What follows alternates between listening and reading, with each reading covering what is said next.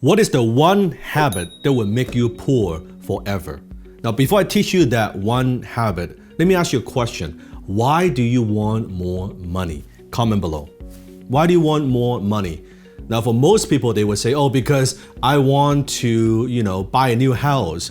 I want to buy a new car. I want to buy a new watch. I want to be able to buy that new dress, that new pair of shoes. I want to pay off my debt. I want to be able to do whatever I want. I want freedom. I want to take that vacation. I want to help my family. I want to impact people. So comment below, why do you want more money? I believe every one of us has a money story.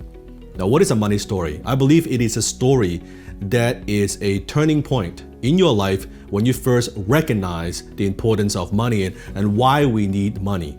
Now, for some, it may be when you were a little kid, the first time you go to your parents, you say, I want that candy, I want that toy, I want that little toy car, I want that doll, I want whatever it is.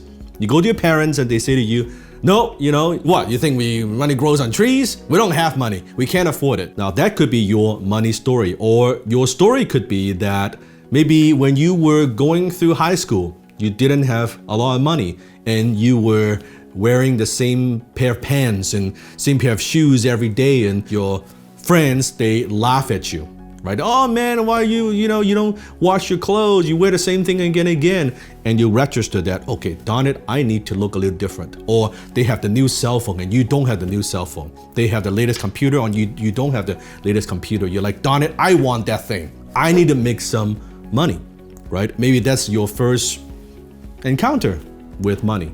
Or maybe it is a time that is when your family needed help, that they need financial help. Maybe they need medical help, but you're not able to provide, and you remember that. My money story was when I first was going through high school. And one time when I came home, I saw my mom in the bedroom.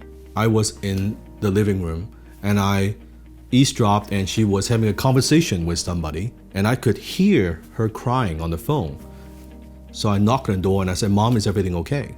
And she opened the door and she said, no, everything's fine. I'm just talking to your father. And later on, she told me that my dad actually went bankrupt in Hong Kong, that his business partner basically took all his money and disappeared. And that left him with almost over $1 million in debt in US dollars. So he had to file for bankruptcy.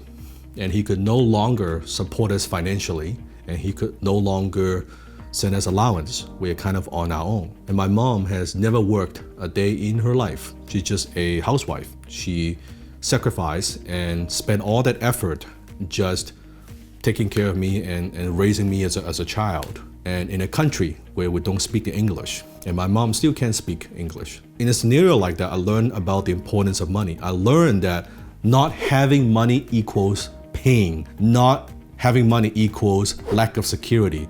Not having money equals being a disappointment for your family.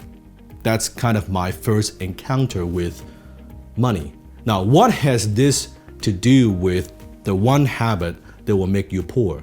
So I want you to think back and comment below. Think back your money incident, your money story. When was the first time that you got it, that you're like, oh, I need money. I need money to survive. I need money to do whatever. I need money to solve this problem. I need money in order to do this X or Y thing. And suddenly, finally, I'm having a little bit of money. I'm having a little bit of success. I wanted to show off. I want to show people that, hey, you know what? I am smart, that I am somebody. I'm not the invisible kid in high school. Look at me. Look at how good I am. Like I'm better than you. It was all ego driven. It was all pride driven. I was getting a new car every year, was buying all kinds of stuff that I don't need. If you really think about why you want money, and you might want all these things, but my guess is when you go deeper, you actually go deeper. I believe we're actually going after a certain feeling that I want, a certain feeling that you want. Now you may be thinking, no, Dan, I don't care about the materialistic things. No, you're still going after something. Maybe you want the freedom, you want to travel, you want to be able to work from home. You want to be able to impact other people. You want to be able to help the charity that you want to support. There's something that you're after. You're just going after it in a different way. Does that make sense? We're after certain emotions that money could provide for us. So what happens is, then we want to buy those things. We want to buy things that gives us those emotions to make us feel good.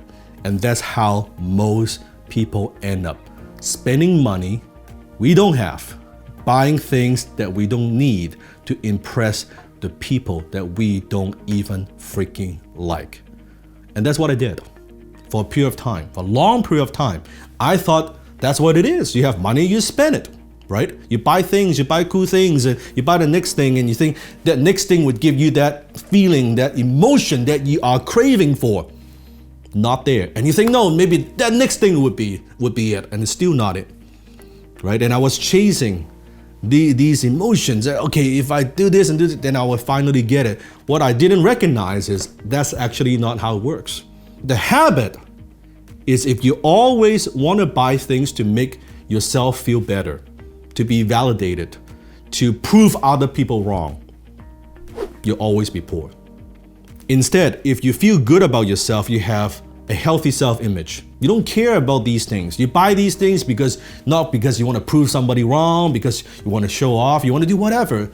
You buy them simply because you like them. You buy them because you enjoy them. It gives you comfort.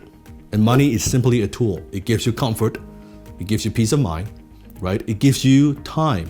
Yes, money allows you to buy time, allows you to have more choices in life.